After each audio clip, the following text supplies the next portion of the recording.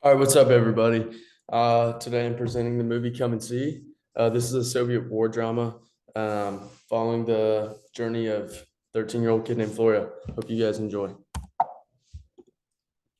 So, title Come and See, directed by Alim Klimov, written by Klimov as well as Alex Adamovich, and produced by the film company Mosfilm. This movie was released on October 17th, 1985, and it was nominated for several awards and received the Golden Prize at the 85 Moscow International Film Festival. It was released celebrating the 40th anniversary of the Soviet victory in World War II. Just some context for this film, it was set during the German occupation of Belarus during World War II, around 1943. This was a time period where over 600 Belarusian villages were burned to the ground by the Germans, and everyone in the villages were killed. This oppression was met by fierce opposition in the form of the partisan resistance, but limited resources put them at a severe disadvantage to the Germans. So, a little meaning behind the title. The title comes from the book of Revelations, chapter 6. It's referenced in several verses, but here in verse 7 and 8, you can see it. Come and see. So I looked, and behold, a pale horse, and the name of him who sat on it was Death. So this is an invitation to come and see the horrors of the apocalypse, and the movie uses it as an invitation to see the horrors of war. Main characters, as I said, we have Floria, the 13-year-old boy. He's our protagonist. He lives in a small village with his mom and two sisters, and he meets Glasha um, when he goes to the resistance military camp in the forest. They become friends and complete part of his journey together amidst all the chaos going on. The setting is in the Belarusian countryside. It's really a beautiful landscape, just turned ugly by the war.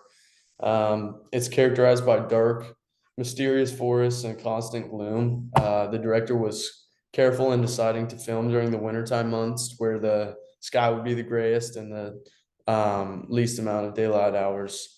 And it really added an extreme level of realism that they filmed in the actual country where took place, so that the villages and even the people living in them were all authentic feeling and looking. So this time period was close to an important turning period in the war, but the Germans still had dominant control over Belarus. As you can see in the movie, they just come into villages and take whatever they want and leave everyone dead, basically. So, plot summary. Floria opens the movie digging on the beach with his cousin. They're searching for military gear after a battle. He finds a rifle, and he'll end up carrying that rifle with him the rest of the film. From here, he goes back home. The resistance fighters come and recruit him, and he's willing to go, but his mom is freaking out. Um, and he quickly finds out why. He goes and sees the true nature of war as soon as he leaves the village and enters the military camp. He hears men getting limbs amputated and people screaming out from the medical tent. And this is the first time the director really uses audio and sounds to convey certain messages. So you see flipping back and forth from the actual sounds of the environment, so whatever the forest would sound like, to dialogue, to things that Floria specifically picks up on. So whatever he's paying attention to, whatever catches his eye, is kind of what they let you hear as well. So you hear not only what he picks up, but like certain thoughts and voices in his head. From here, he gets separated from his battalion, ends up in a new village, which also gets raided by the Germans. Um, he strips his uniform, hides his rifle, pretends to be one of the villagers, and they round everyone up, put it in the barn, and he's one of the few to escape before they set it on fire and burn everyone alive in the barn. From here, those Germans, drink all of the booze in the town, eat all of their food, and have a great time. They're laughing and joking around, and they finally leave, and then they're ambushed by the partisans. And then this final scene shows these German soldiers surrounded by the good guys, and they cover them in gasoline. They're about to burn them alive, but there's this moment of just like a morality check where they decide not to torture them and show them mercy and just execute them with rifles instead. So the first aspect of human diversity that this film touches on is age. So there's a huge age difference, obviously, between Floria and his older counterparts. But just because of these dire times, he's not seen as any less valuable as the older people, which is unique and not often seen in most films. And then nationality. So the native people are all seen as good, all good morals and nice people, whereas the foreigners, the Germans, are just savage people lacking all morals and compassion. You can see in this picture on the bottom are the Germans drinking and having a good time while they commit these atrocities, whereas the Belarusian freedom fighters are just all stoic in this still photograph at the top. And both of these are examples of a portrait shot where the camera zooms in on something and stays for a moment to capture almost a still like photograph. So this first scene from this screenshot goes over the theme of chaos.